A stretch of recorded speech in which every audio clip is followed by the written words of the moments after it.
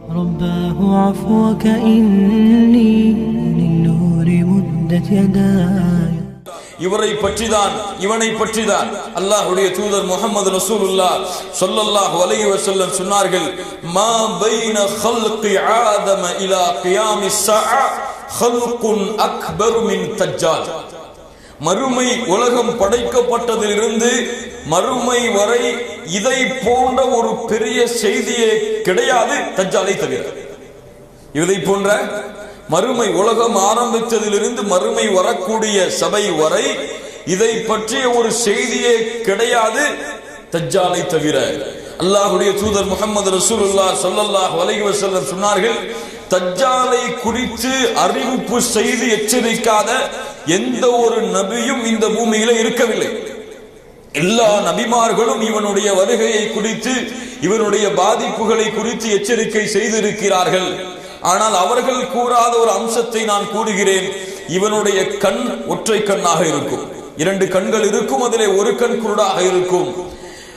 ஆனால் இந்த அடையாளத்தை நபிமார்கள் கூறவில்லை. ஆனால் அல்லாஹ் ஒற்றை கண் உடையவன் அல்ல என்று அல்லாஹ்வுடைய தூதர் முஹம்மது ரசூலுல்லாஹ் ஸல்லல்லாஹு அலைஹி வஸல்லம் சொன்னார்கள். இவன் தன்னை அல்லாஹ் என்று வாதிடுவான் என்றும் சொன்னார்கள். கண்ணியத்துக்குரியவர்கள், இந்த மஸீஹ் தஜ்ஜால், மஸீஹ் என்றால் முதல் அர்த்தம் என்னவென்றால் உலகத்தை சுற்றி வருபவர். இந்த ஒரு பெயர் எந்த ஒரு நபிக்கும் இருந்தது? மஸீஹ் ஈசா இப்னு மரியம், ஈசா அலைஹிஸ்ஸலாத்து வஸ்ஸலாம் அவர்களுக்கும் இந்த ஒரு பெயர் இருந்தது. அவர்களும் பூமியிலே பிரயாணம் செய்த காரணத்தால் இந்த பெயர் அவர்களுக்கும் வந்தது என்று சொல்லப்படுகிறது மார்க்க அறிஞர்களால். இந்த தஜ்ஜால் இந்த பூமி முழுவதும் வலம் வருவான் 4 இடங்களை தவிர என்ற காரணத்தால் இவனுக்கும் இந்த மஸீஹ் என்ற ஒரு பெயர் வைக்கப்படுகிறது. அல்லது இவன் தொட்டால் நோய்கள் குணமாகும்.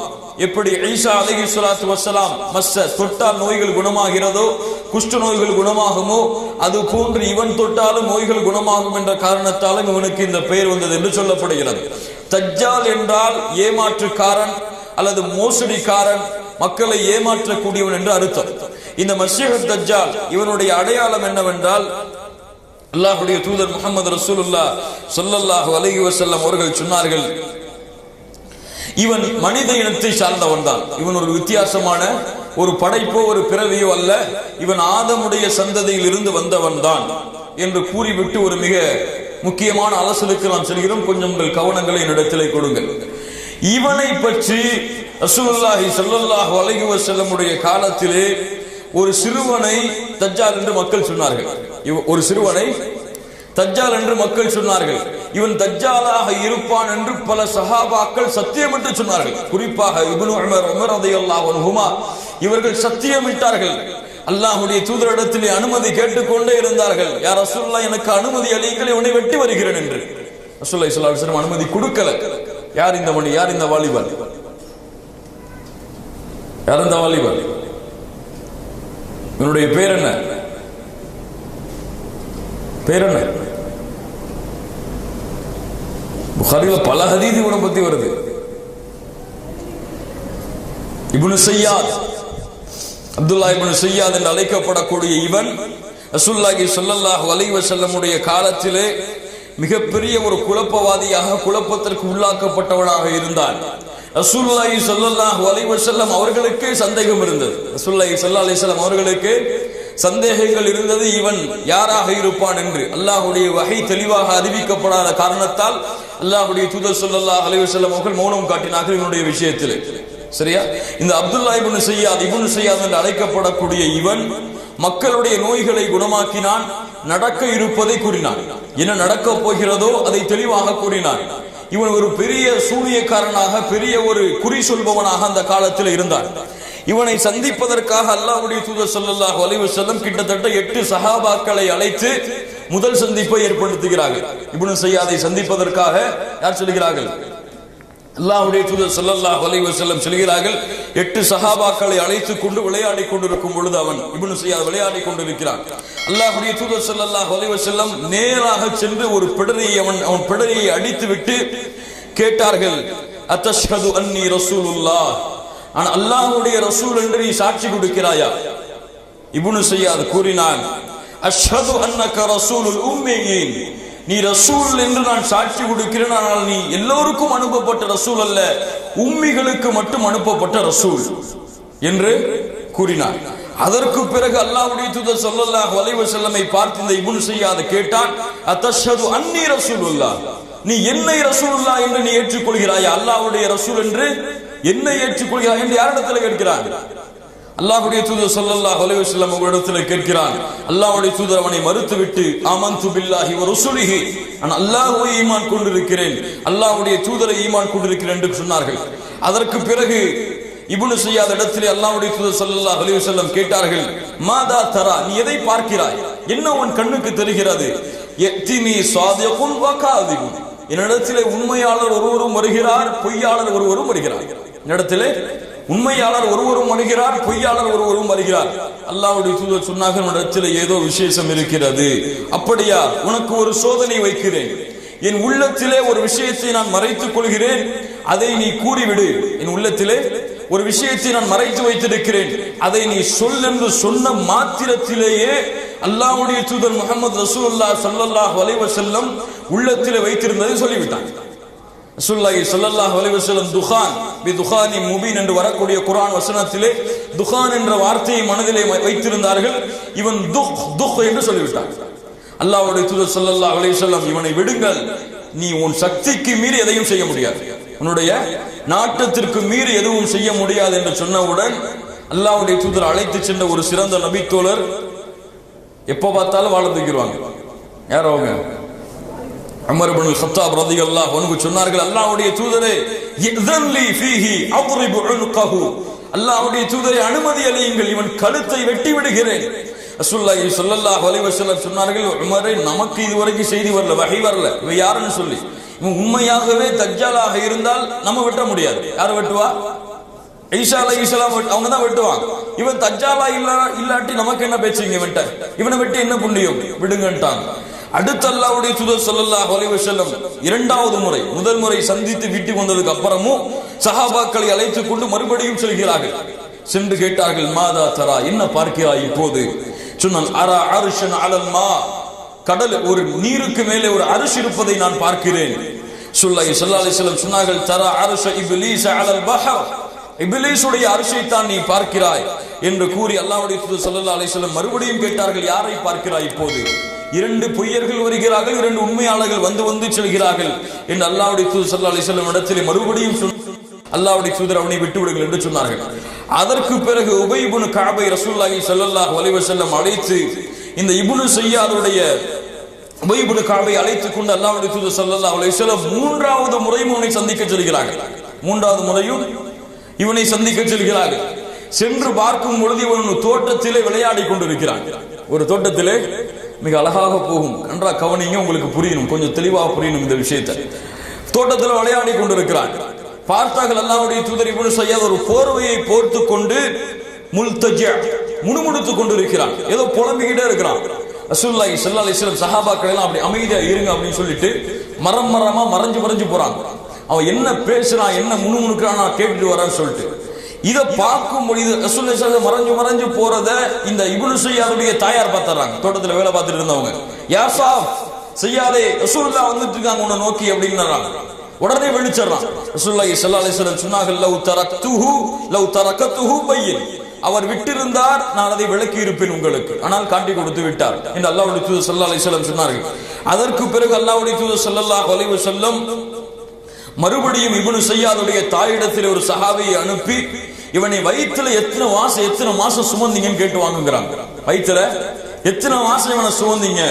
அப்ப சொன்னாங்க, அவங்களுடைய தாயாய் 12 மாதங்கள் இவனை வயிற்றிலே சுமந்தேன். எத்தனை மாதம்? 12 மாதம் வயிற்றிலே இவனை சுமந்தேன். அடுத்த அல்லாஹ்வுடைய தூதர் ஸல்லல்லாஹு அலைஹி வஸல்லம் கேட்டு வர்றாங்க, பிறந்த உடனே எவ்வளவு கத்துனான், என்ன சொன்னா? பிறந்த உடனே கீழே விழுந்த உடனேயே என்ன சொன்னா? தாயார் சொன்னாங்க, 1 மாசத்துக்கு பிறகு குழந்தை கத்தக்கூடிய சப்தத்தை இவன் கத்தினான் என்று அல்லாஹ்வுடைய தூதர் ஸல்லல்லாஹு அலைஹி வஸல்லம் சொன்னார்கள். அதற்கு பிறகு அல்லாஹ்வுடைய தூதர் ஸல்லல்லாஹு அலைஹி வஸல்லம் அந்த சஹாபிக்கு செய்தி அனுப்புனாங்க, 2 விஷயத்தை மனசுல இப்ப நான் மறைச்சிருக்கேன், அவன்கிட்ட போய் கேட்டு வாங்க அது என்னன்னு சொல்லி. 2 விஷயத்தை ரசூலுல்லாஹி ஸல்லல்லாஹு அலைஹி வஸல்லம் மறைச்சாங்க. ஒரு ஆட்டுடைய ஒரு வகையையும் இந்த துகான் என்ற வார்த்தையை மறுபடியும் ரசூலுல்லாஹி ஸல்லல்லாஹு அலைஹி வஸல்லம் கேட்டு வர சொன்னாங்க. அந்த ஆட்டுடைய பேரை தெளிவா சொல்லிட்டான், துகான துஹுன் மறுபடியும் சொன்னான். ரசூலுல்லாஹி ஸல்லல்லாஹு அலைஹி வஸல்லம் அவர்களுக்கும் இவன் ஒரு தஜ்ஜால் என்று ஒரு சந்தேகம் இருந்தது. ஆனால் ரசூலுல்லாஹி ஸல்லல்லாஹு அலைஹி வஸல்லம் தெளிவாக எதுவும் கூறவில்லை. ஆனால் பின்னால் காலத்திலே உமர் ரலியல்லாஹு அன்ஹு அவர்கள் ரசூலுல்லாஹி ஸல்லல்லாஹு அலைஹி வஸல்லம் உடைய சபையிலே சத்தியமிட்டு அடிக்கடி சொல்லிக் கொண்டே இருந்தார்கள், அல்லாஹ்வுடைய தூதரே அவன் தஜ்ஜால் தான் என்று சொல்லும் பொழுது அல்லாஹ்வுடைய தூதர் முஹம்மது ரசூலுல்லாஹி ஸல்லல்லாஹு அலைஹி வஸல்லம் அவர்கள் எந்த ஒரு மறுப்பையும் அதற்கு சொல்லவில்லை. இந்த ஒரு மறுப்பையும் அவனுக்கு சொல்லவில்லை. அதற்கு பிறகு இப்னு உமர் அவர்களும் அவனை பற்றி அப்படித்தான் சொல்லி வந்தார்கள். இப்னு உமர் அவர்கள் ஒரு முறை இது போன்று இவனை சந்திப்பதற்காக மதீனாவுடைய வீதிகளில் அவன் விளையாடி கொண்டிருக்கும் பொழுது, பெரிய மனுஷனா மாறிட்டான், 25 வருஷத்துக்கு பிறகு 25 வயது அடைந்திருப்பான் அந்த காலத்துல. அப்ப போய் பாக்குறாங்க, விளையாடி கொண்டிருக்கிறான், பேச்சுவார்த்தை வருது, முத்தியது, கோபம் வந்துடுது அவனுக்கு. கோபம் வந்த உடனேயே இவனுடைய உருவம் பெருத்து விடுகிறது. இவனுடைய உருவம் பெருத்து அந்த தெருவே மறையும் அளவிற்கு ஆகிவிடுகிறது. இப்னு உமர் ரலியல்லாஹு அன்ஹு அவர்கள் நேரடியாக ஹஃப்ஸா ரசூலுல்லாஹி ஸல்லல்லாஹு அலைஹி வஸல்லம் உடைய மனைவிமார்களில் ஒருவருடைய வீட்டுக்கு நேரடியாக வந்து பயந்து உட்கார்ந்து இருக்கிறாங்க. நடந்ததை கேட்கிறாங்க. அப்போ ஹஃப்ஸா ரலியல்லாஹு அன்ஹா அவர்கள் சொல்லுகிறார்கள், அல்லாஹ்வுடைய தூதர் ஸல்லல்லாஹு அலைஹி வஸல்லம் இவனை சொன்னார்கள், இவன் கோபம் வந்தால் பயங்கரமாக கோபப்பட்டு ஏதாவது செய்து விடுவான்.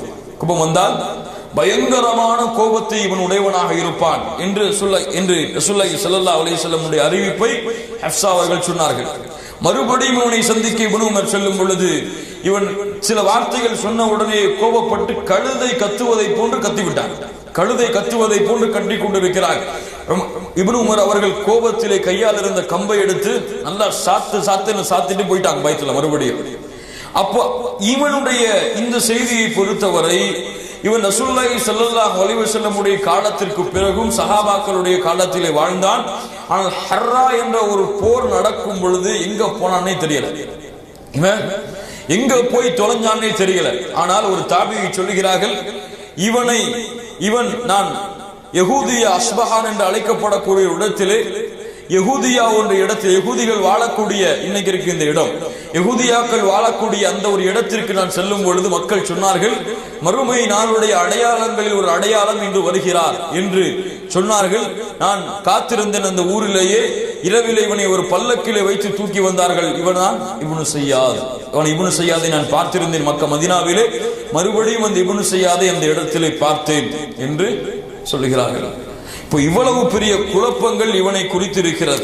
இப்ப மார்க்க அறிஞர்கள் என்ன விளக்கம் சொல்கிறார்கள் என்றால், இப்னு ஸையாதை பொறுத்தவரை இவன் தஜ்ஜாலாக இருப்பானா என்ற ஒரு சந்தேகம் பல மார்க்க அறிஞர்களுக்கு இருக்கிறது.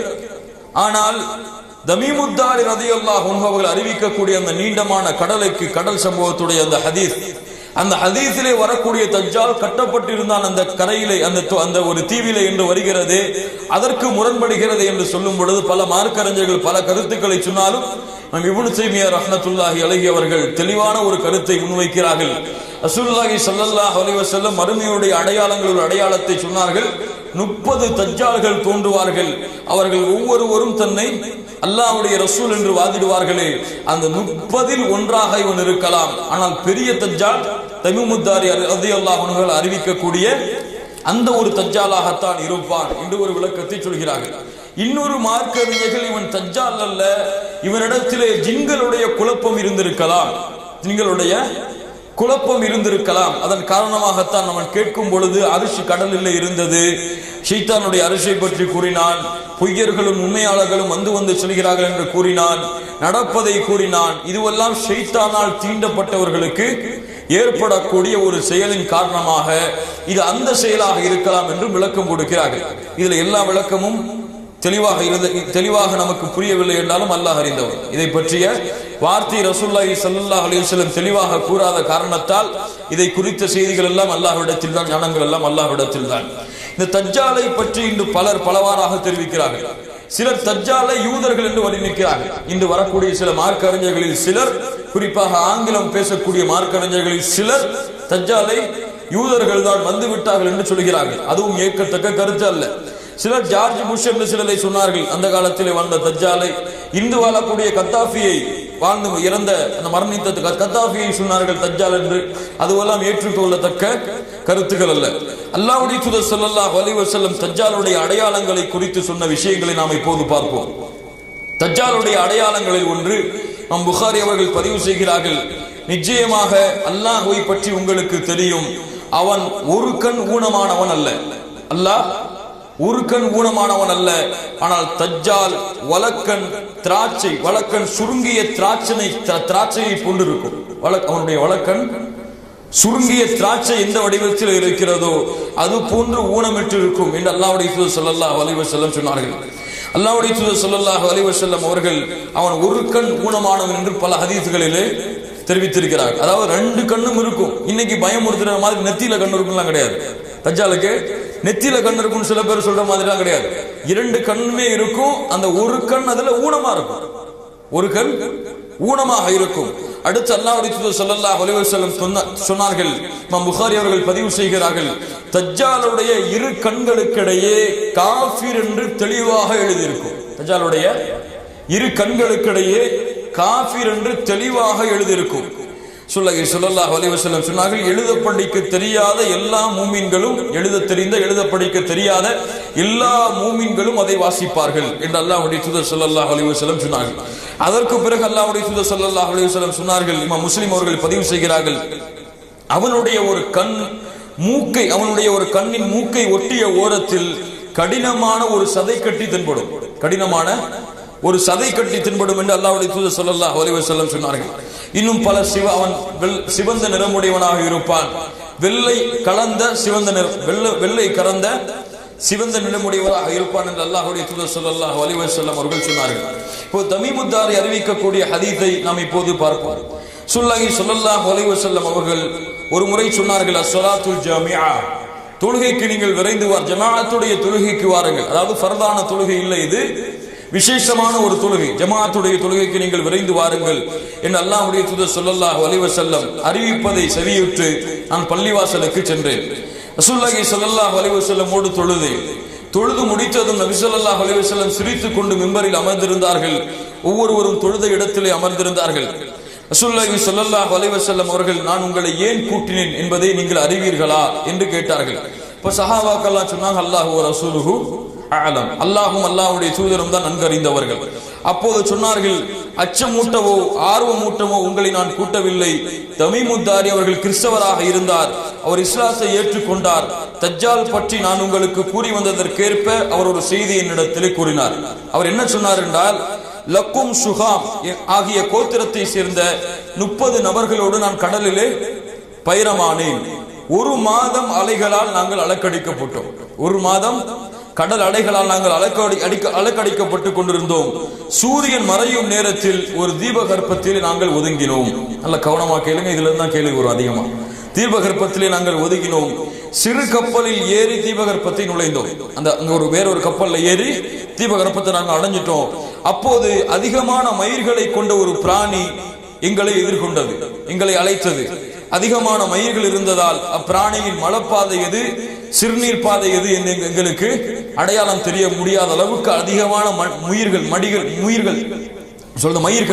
அந்த விலங்கினத்திற்கு இருந்தது. அப்போது நான் உனக்கு கேடு உண்டாகட்டும், நீ என்ன பிராணி என்று கேட்டோம். அப்போது நான் ஜஷஷா என்ற பிராணி கூறியது, நீங்கள் இந்த மடத்தில் உள்ள மனிதனிடம் செல்லுங்கள், அவர் உங்களை பற்றி அறிவதில் மிக ஆர்வமுடையவராக இருக்கிறார் என்று கூறி அனுப்பியது. அப்போது நாங்கள் வேகமா போய் அந்த மடாலயத்தை அறிஞ்சோம். அப்போ ஒரு பருமனான ஒரு மனிதனை பார்த்தோம், நல்ல குண்டா ஒரு மனிதன். அவனை போன்ற ஒரு படைப்பை இதுவரை நாங்கள் பார்த்ததே இல்லை. அவனுடைய கரண்டை கால்களும் முட்டுக்கால்களும் இரும்பினால் கட்டப்பட்டிருந்தது. கரண்டை கால்களும் முட்டுக்கால்களும் இரும்பினால் கட்டப்பட்டிருந்தது. கழுத்துடன் தலை சேர்ந்து கட்டப்பட்டிருந்தான். உனக்கு கேடு உண்டாகட்டும், ஏன் இந்த நிலை என்று கேட்டோம். அப்போது அந்த மனிதன், என்னை பற்றி அறிய சக்தி பெற்று விட்டீர்கள், எனவே நீங்கள் யார் என்று கேட்டான். நான் அரபியர்கள் என்று கூறியவுடன் நாங்க எப்படி வந்தோம்னு சொல்றோம். அப்ப இந்த விலங்கினம் எங்களை பார்த்துச்சு, உங்கள்ட்ட அனுப்பிச்சோம் நாங்க சொன்னோம். யார் அறிவிக்கிறார்? தமீமுத்தாரி சொல்லிக்கிட்டே வராங்க. சொல்ல அப்படி சொல்றாங்க. அப்போ சொன்னா, பைசான் என்ற இடத்தில் பேரிச்ச மரங்கள் பலன் தருகின்றனவா? அவன் கேட்ட முதல் கேள்வி. அப்போது சொன்னார்கள், ஆம், பலன் தருகிறது. அப்ப சொன்னான் தஜ்ஜால், விரைவில் அங்குள்ள மரங்கள் பயனளிக்காமல் போகும். விரைவில் அங்குள்ள மரங்கள் பயனளிக்காமல் போகும். தபர்ரியா என்ற ஏரியை பற்றி எனக்கு கூறுங்கள் என்று இரண்டாவது கேள்வி கேட்கிறான். அப்போது அதில் தண்ணீர் உள்ளதா என்று கேட்டான். அதில் அதிகமான தண்ணீர் உள்ளது என்று நாங்கள் கூறினோம். அதற்கு அவன் விரைவில் அந்த தண்ணீர் வற்றும் என்று கூறினான். அதற்கு பிறகு கேட்டான், சுக்கூர் என்ற நீரூற்றில் தண்ணீர் உள்ளதா? அப்போது சொன்னோம், தண்ணீரால் மக்கள் விவசாயம் செய்கிறார்களா என்று கேட்டான். அதற்கு நாங்கள் ஆம் என்றோம். தண்ணீர் அதிகமாகவே உள்ளது, அதில் விவசாயம் செய்கிறார்கள் என்றோம். அதற்கு பிறகு அவன் கேட்டான், உம்மி சமூகத்தில் தோன்றக்கூடிய நபியின் நிலை என்ன என்று கேட்கும் பொழுது, அவர் தோன்றிவிட்டாரா, அவர் மக்காவில் இருந்து மதீனாவிற்கு வந்து விட்டாரா என்று கேட்டான். நாங்கள் ஆம் என்றோம். அரபுகள் அவருடன் போர் செய்தார்களா என்று கேட்டான். நாங்கள் ஆம் என்றோம். அதற்கு பிறகு நீங்கள் அவருக்கு கட்டுப்படுவதே நல்லது என்று கூறினான். நான் இப்போது என்னை பற்றி கூறுகிறேன் என்று கூறி, நான் தான் தஜ்ஜாலாவேன், வெகு விரைவில் எனக்கு அனுமதி வழங்கப்படலாம், அப்போது நான் வெளியே வருவேன், பூமி முழுவதும் பயணம் செய்வேன், 40 நாட்களில் எந்த ஊரையும் நான் அடையாமல் இருக்க மாட்டேன். ஆயினும் மக்கா மதீனா ஆகிய 2 ஊர்களை தவிர அவ்விரு ஊர்களிலும் எனக்கு விளக்கப்பட்டுள்ளன. நான் நுழையும் போதெல்லாம் ஒரு மலக்கு தன்னிடத்தில் இருக்கக்கூடிய வாளை வைத்துக் கொண்டு என்னை விரட்டி கொண்டே இருப்பார். 2 ஊரிலும் என்னால் நுழைய முடியாது என்று கூறி அல்லாஹ்வுடைய தூதர் ஸல்லல்லாஹு அலைஹி வஸல்லம் இடத்திலே இந்த சம்பவத்தை கூறுகிறார்கள். அதற்கு பிறகு ரசூலுல்லாஹி ஸல்லல்லாஹு அலைஹி வஸல்லம் தன்னுடைய கைத்தடியால் சொல்லிக் கொண்டது ரசூலுல்லாஹ் மிம்பர்ல தட்டுறாங்க, இது மதீனா தைபா தூய நகரம், இது தைபா தூய நகரம், இது தைபா என்று கூறிவிட்டு, இதே விஷயத்தை முன்பே நான் உங்களிடம் கூறியிருக்கிறேன் அல்லவா என்று மக்களிடத்திலே கேட்டார்கள். மக்கள் ஆம் என்று சொன்னார்கள். அறிந்து கொள்க, நிச்சயமாக அவன் ஷாம் நாட்டின் கடல் பகுதியில் இருக்கிறான், அவன் யமன் நாட்டில் கடல் பகுதியில் இருக்கிறான், இல்லை இல்லை அவன் கிழக்கு திசையில் இருக்கிறான் என்று 3 முறை அல்லாஹ்வுடைய தூதர் ஸல்லல்லாஹு அலைஹி வஸல்லம் கூறினார். இந்த அறிவிப்பு இதோடு முடியுது. அப்போ தஜ்ஜாலை பற்றி அல்லாஹ்வுடைய தூதர் ஸல்லல்லாஹு அலைஹி வஸல்லம் கூறிய அடையாளங்கள் இதுதான். அவன் தன்னை கடவுள் என்று வாதிடுவான், பல அற்புதங்களை நிகழ்த்துவான். வானத்திலிருந்து மழையை பொழிய வைக்க சொல்லுவான், மழை பொய்யும். பூமியிலிருந்து தாவரங்களை விளைவிக்க சொல்லுவான், விளைவிக்கும். ஒரு மனிதனை கூப்பிட்டு வெட்டுவான், அவன் உயிர் போகும், மறுபடியும் அழைப்பான், உயிர் வரும். இப்படி பல அதிசயங்களை இந்த தஜ்ஜால் ஏற்படுத்துவான். இன்னும் பல அதிசயங்கள், குஷ்ண நோய்களை போக்குவான், சூனியத்தை எடுப்பான், பல அதிசயங்களை இவன் நிறைவேற்றுவான். இவனுக்கு பின்னால் அதிகமாக துருக்கிகள் செல்லுவார்கள். அதிகமாக பெண்கள் செல்லுவார்கள். இவனுடைய அதிசயத்திற்கு பின்னால் யார் செல்வார்கள்? அதிகமாக பெண்கள் தான் சொல்லுவார்கள். இன்னும் பார்க்கிறோம், யாராவது ஒரு மேஜிக்கை காமிச்சிட்டாலே பெரிய அவுளியா ஆன மாதிரி அவர் பின்னாடி பெண்கள் கூட்டம் போறதை பார்க்கிறோம். இதை பார்த்தவுடன், பெண்கள் கூட்டம் அதிகமாக பார்த்ததை உடன் ஆண்கள் எல்லாம் வீடுகளுக்கு வேக வேகமாக வந்து தங்களுடைய மனைவிமார்களையும் தங்களுடைய பிள்ளைகளையும் கயிற்றால் கட்டி விடுவார்கள். எங்க போயிருவாங்களோன்னு பயந்து கயிற்றாலும் கம்பிகளாலும் அவர்களை கட்டி பிணைத்து விடுவார்கள். அந்த அளவு இவனுடைய குழப்பம் இருக்கும். இவனை பலஸ்தீனிலே ஒரு இடத்திலே வைத்து, துர் என்ற ஒரு இடத்திலே, லுத் என்ற ஒரு இடத்திலே வைத்து ஈசா அலைஹிஸ்ஸலாத்து வஸ்ஸலாம் அவர்கள் கொல்லுவார்கள் என்று அல்லாஹ்வுடைய தூதர் ஸல்லல்லாஹு அலைஹி வஸல்லம் அவர்கள் சொன்னார்கள். இது போதும் தஜ்ஜாலை பற்றி நாம் தெரிந்து கொள்வதற்கு. தஜ்ஜாலை விட்டு பாதுகாப்பதற்காக அல்லாஹ்வுடைய தூதர் ஸல்லல்லாஹு அலைஹி வஸல்லம் அவர்கள் 4 விஷயங்களை சொன்னார்கள். ஒன்று, தஜ்ஜாலை விட்டு பாதுகாப்பதற்கு முதலாவதாக ஈமான் இருக்க வேண்டும். இரண்டாவது, ஒவ்வொரு அத்தஹியாத்துடைய தொழுகையிலும் அல்லாஹ்வுடைய அத்தஹியாத்துடைய நிலைமையில் அல்லாஹ்வுடைய தூதர் ஸல்லல்லாஹு அலைஹி வஸல்லம் தஷஹ்ஹுடைய அந்த நிலைமையில் அல்லாஹும்ம இன்னி அஊது பிக மின் ஃபித்னத்தி மஸீஹ் தஜ்ஜால் என்ற ஒரு துஆவை அல்லாஹ்வுடைய தூதர் ஸல்லல்லாஹு அலைஹி வஸல்லம் ஒவ்வொரு தொழுகையிலும் ஓதினார்கள், ஓதச் சொன்னார்கள். இது இரண்டாவது. மூன்றாவது, சூரத்துல் கஹ்ஃபுடைய முதல் 10 வசனங்களையும் கடைசி 10 வசனங்களையும் யார் மனனம் செய்கிறார்களோ அவர்களுக்கு தஜ்ஜாலுடைய சோதனையிலிருந்து பாதுகாப்பு கிடைக்கும் என்று சொன்னார்கள். தஜ்ஜாலை நீங்கள் கண்டால் சூரத்துல் கஹ்ஃபுடைய முதல் 10 வசனங்களை நீங்கள் ஓதுங்கள் என்று அல்லாஹ்வுடைய தூதர் ஸல்லல்லாஹு அலைஹி வஸல்லம் சொன்னார்கள். நான்காவது, மக்கா மதீனாவிலே அடைக்கலமாகுதல். மக்கா மதீனா, ரசூலுல்லாஹி ஸல்லல்லாஹு அலைஹி வஸல்லம் மேலும் சொன்னார்கள், பைத்துல் முகத்தஸ், தூர் மலைக்கு கீழே உள்ள மஸ்ஜிது தூர், இந்த 4 பள்ளிகளை தவிர வேறு எல்லா இடங்களிலும் பூமியிலே அவன் சுற்றித் திருவான். 40 நாட்கள் இந்த பூமியிலே வாழ்வான். அதிகமான எண்ணிக்கை அல்ல, ஆனால் உலகம் முழுவதும் சென்று பல குழப்பங்களை, ஃபித்னாக்களை ஏற்று தன்னை கடவுளாக நம்ப வைப்பான். பிறரை ஒரு கையிலே சொர்க்கத்தை வைத்திருப்பான், மறுகையிலே நரகத்தை வைத்திருப்பார். யார் அவனுடைய சொர்க்கத்திலே நுழைகிறார்களோ அவன் நரகத்திலே நுழைவார்கள், யார் அவனுடைய நரகத்திலே நுழைகிறார்களோ அவர்கள் சொர்க்கத்தில் நுழைவார்கள் என்று அல்லாஹ்வுடைய தூதர் ஸல்லல்லாஹு அலைஹி வஸல்லம் சொன்னார்கள். இவன் பலஸ்தீனில் உத் என்ற இடத்திலே ஈசா அலைஹிஸ்ஸலாத்து வஸ்ஸலாம் அவர்களால் கொல்லப்படுவான்.